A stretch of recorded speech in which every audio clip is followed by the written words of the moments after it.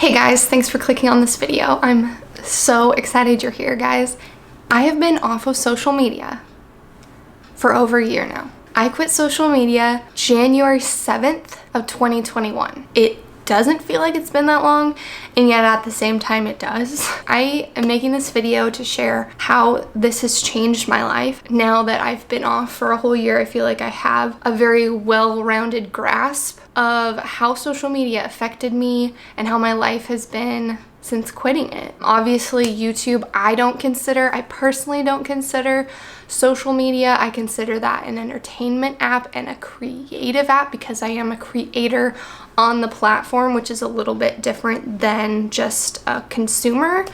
But YouTube doesn't really have the same social aspects as like Facebook, Twitter, Instagram, Snapchat, things like that. So if y'all are confused, which some of you are because I've been told I'm a hypocrite by still having my YouTube. I quit social media as in I quit Instagram, Facebook, Snapchat. I never had a Twitter, any types of apps like that where there's like more so messaging and interacting between people.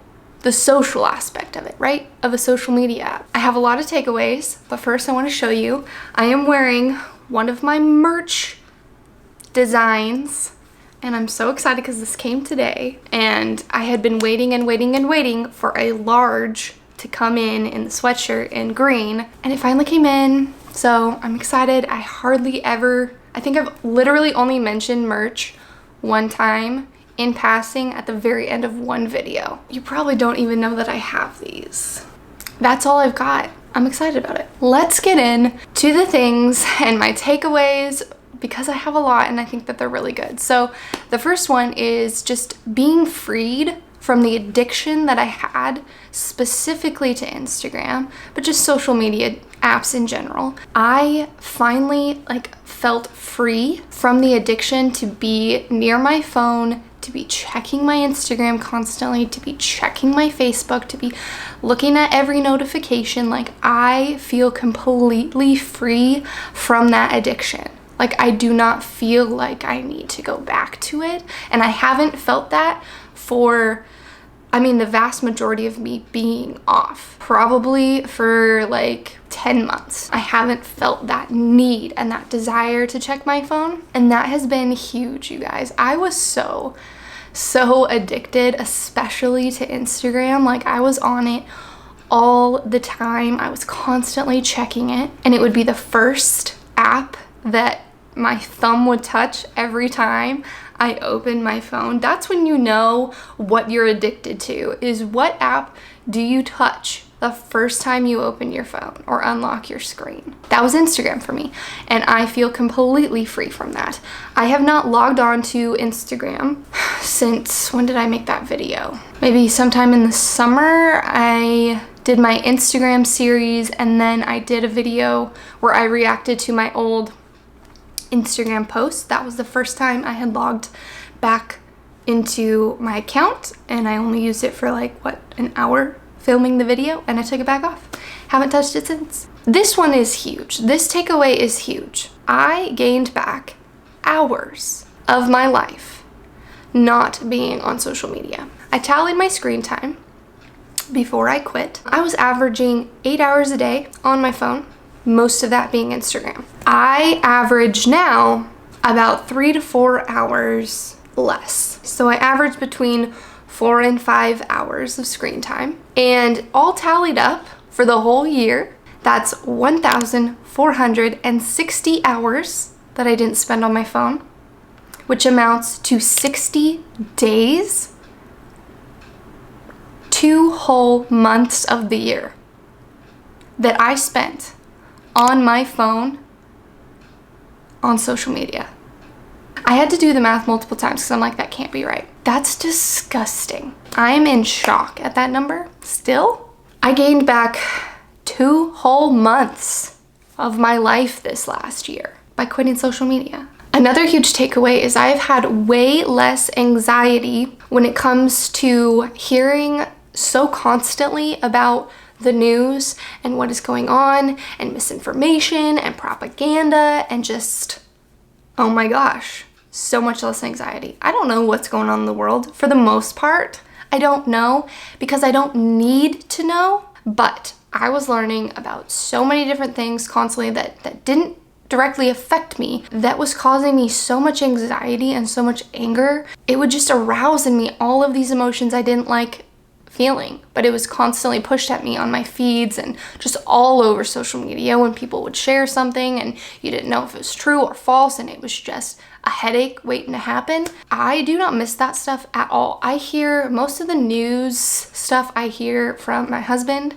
He shares stuff with me, and then I'll just like kind of get bits and pieces of it on YouTube. But for the most part, ignorance is bliss, y'all. Like, ignorance has been blissful for me this year.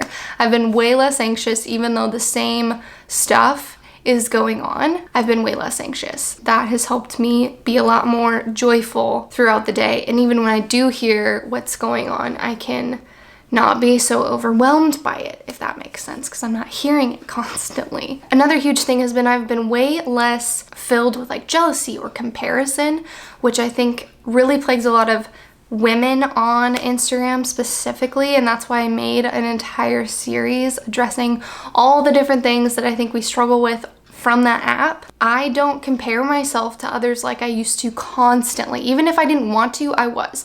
Because Instagram is a platform of pictures. And so I was constantly seeing other people's pictures and selfies and portraits of themselves, just constantly seeing people's faces and bodies and comparing that to mine, being like, I'm not as pretty as she is. I don't have as great of a body as she does. Without me even knowing, it's like probably the same with like guys with lust, that if they see an attractive woman that is dressed seductively, they don't even realize it, that they're trying to fight off lust almost before they even realize what their mind is wanting them to do. That's how I felt with comparison and jealousy. Before my mind even realized what I was doing, it was just like something I had to fight off.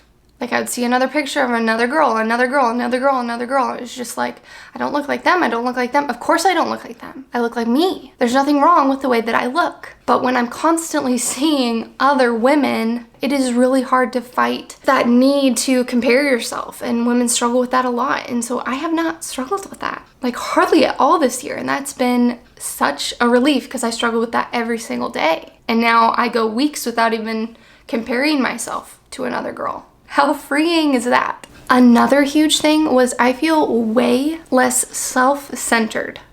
Social media makes us orient everything to be about us. It is really hard to fight that urge because everybody else is doing it, and that's kind of the point of social media, is to make it about you and you and you and you and you and all about you. I didn't really take very many selfies when I was on Instagram, but I took way more of them than I would have naturally. I don't take them anymore. I don't even remember the last time I took a selfie. It's probably been months. The thought of holding my phone out and taking a picture of myself is so foreign to me. I don't do it. I don't need the validation that I get, that I used to get from likes on an Instagram post. And that's really freeing to not think about myself all the time. Another huge thing is I've had way better friendships. I made a video a while back sharing some of the hard things about quitting social media, and that was realizing that all those friends weren't my friends and that they didn't care about me. They didn't care to contact me or text me back, and that was frustrating to me because I would reach out to them and I wouldn't hear back from them. But if I reached out, or if I used to reach out on Instagram Messenger or Instagram messages, they would respond within like minutes. And it was crushing to me. It was crushing to realize all these people I thought were my friends for so long weren't actually my friends, were just friend for convenience. But I prayed a lot about it, and I did end up getting like friends off of social media after we had moved. Took a little while, but through my church, we have connected with some really great people who don't care that I don't have a social media. They know me outside of that, and they text me. They text me back. Like, what a novel concept. Like, they actually care to communicate with me in the ways that actually reach me and not just the ways that they want to talk to me. And that's just been so freeing. That's definitely the thing I struggled with the most emotionally after I quit, was just realizing that none of those people were actually my friends. It was like this fake world. That's really what it feels like. It's like this fake Instagram world where everything is edited and posed and fabricated. Even the friendships are fabricated, and that makes you feel crappy once you leave, because you're like, I wasted a lot of time thinking that you were actually a friend of mine. Probably they haven't thought of me since I left. That's how great of a friend they are. But yeah, I've just had way better friendships that are based on reality, not based through a screen. Going out to coffee dates and different things has just been so nice for me, to just sit across with someone and just talk, to not feel like they're gonna be posting on their Instagram, to not have, neither of us have our phones, we're just talking. We're just literally talking. I went out to a coffee shop with a friend one time and we talked for so many hours and neither of us checked our phone. Not once. Didn't take pictures, nothing. Just sat and talked to each other. And that is beautiful. That is real friendship, okay? And then some other ways is that it has made me become way more creative. I opened an Etsy shop last year and I have been working on it a lot more recently, and just like pouring into designing things, which I never really did prior to last year. I have just like learned how to draw and design and create something, to literally create something. I don't even remember the last time I felt like so creative, to like create my own ideas, my own products. I don't feel like I'm stifled. I feel like I have more time to be creative, and also just don't feel like I have all these other ideas flooding my own ideas. And that kind of jumps into one of the other things, is like, I feel like I can have my own opinion on things. When I was on social media, I was noticing how I was constantly filled with other people's thoughts and their opinions and their ideas. I was constantly listening to podcasts and reading other people's thoughts and opinions, that I didn't even feel like I had my own voice. I didn't even feel like I had my own thought process. And so being off of social media, listening to podcasts less, listening to less videos, all that stuff, less consumption, and just more just like sitting and being quiet and thinking, like, I realize I have some good opinions, I have some good thoughts, and I can be creative.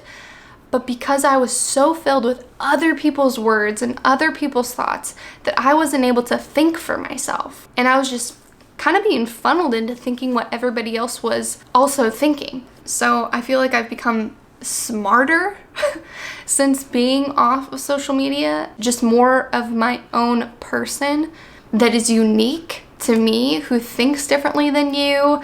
I will have different thoughts and ideas than you will, and that is good. That is how society is supposed to run well, is with different people's thoughts and opinions, and not just hearing the same stuff over and over again, just regurgitated from somebody else. Or if I would have a thought that might be different than what the rest of my social media following was thinking, and I would share that thought, I would get like bombarded with people telling me I shouldn't be sharing that, or that I was wrong in thinking something or asking a question.